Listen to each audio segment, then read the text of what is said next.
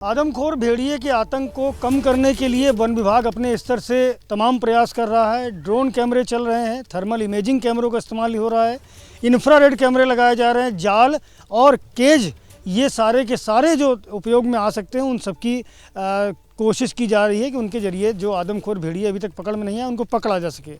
इसी के साथ साथ लोगों को जागरूक करने की कोशिश भी की जा रही है, जिसके तहत यहाँ पर पोस्टर लगाए जा रहे हैं। आप देख सकते हैं ये वन विभाग के जो कर्मचारी हैं वो स्थानीय लोगों को जागरूक करने के लिए इस प्रकार के पोस्टर लगा रहे हैं। इस पोस्टर में क्या लिखा है वो मैं आपको पढ़ के बताता हूँ।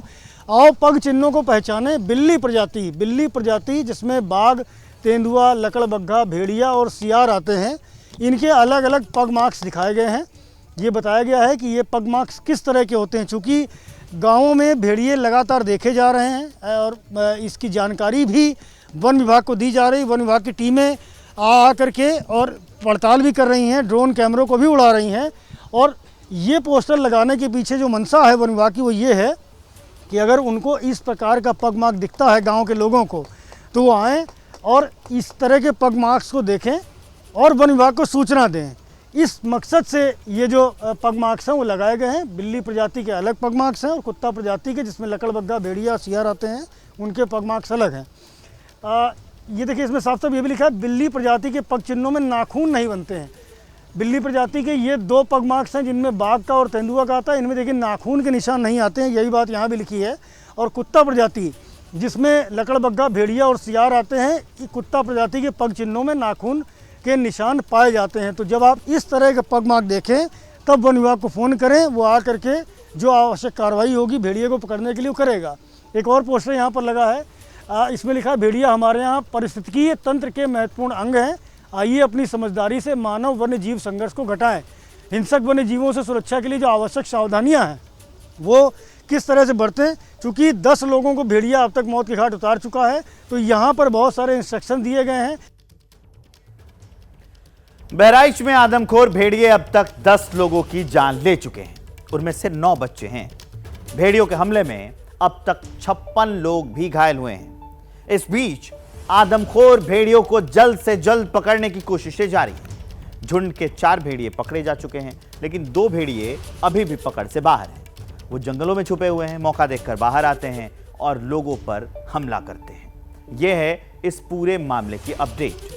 अब संजय त्रिपाठी के पास मैं आपको लिए चलता हूं। वो देखिए स्क्रीन पर आपको दिख रहे हैं। संजय, सर्च ऑपरेशन कहां पहुंचा, किस इलाके में पहुंचा? डीएफओ अजीत प्रताप सिंह जो हैं वहां के बहराइच के, उनका क्या कहना है, कब तक पकड़ लेंगे, ये जरा बताइए। आप तो लगातार बने हुए वहां। देखिए हाँ बिल्कुल, आप भी अभी विवेक यहाँ पूरा माहौल देख करके गए हैं, आप भी लगातार यहाँ काम करते रहे हैं। अब जो वन विभाग की स्ट्रेटजी है वो कुछ चेंज हुई है। वन विभाग ड्रोन कैमरे चला रहा है, कई सारे अन्य टेक्नोलॉजी को यूज़ कर रहा है, लेकिन 75 वर्ग किलोमीटर का इलाका है जिसमें ये खाक छाननी है उनको, और उसमें कहीं ना कहीं परेशानी पेश आ रही, क्योंकि 2 जो भेड़िए अभी तक पकड़ से बाहर हैं उनको पकड़ने में नाकामी इसलिए भी हासिल हो रही है क्योंकि अब तक उनका कोई इमेज फुटेज और सटीक उनकी लोकेशन जो है वो मिल ही नहीं पाई है। तो ऐसे में वन विभाग ने अपनी थोड़ी स्ट्रेटजी चेंज की है। वो स्ट्रेटजी ये है कि जागरूकता फैला करके जो लोग बाहर सोते हैं, क्योंकि भेड़िए के अब तक जितने भी अटैक हुए हैं उनमें बाहर सोते, बाहर लेटते हुए लोगों के घर में भेड़िया गया है, उनके बच्चों पर हमला किया है। तो अब लोगों को जागरूक किया जा रहा है कि वो घर के भीतर ही लेटें।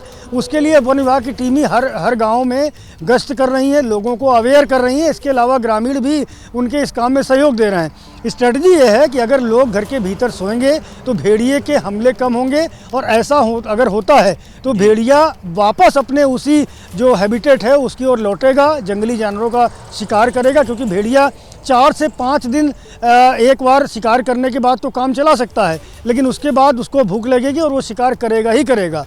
अच्छी बात यह है विवेक कि 6 रातें बीत चुकी हैं और अब तक भेड़िए के अटैक की कोई खबर नहीं आई है। तो वन विभाग को ये दावा करता है कि अगर इस स्ट्रेटजी पर चलते रहेंगे, लोग घर के भीतर सोते रहेंगे और भेड़िए के हमले रुकेंगे, तो भेड़िया फिर से अपने उसी पुराने तौर तरीक़ों पर लौट आएगा शिकार के, जो अब तक वो करता रहा है। तो ये एक कारगर तरीका साबित हो सकता है और इसी पर वन विभाग लगातार काम कर रहा है।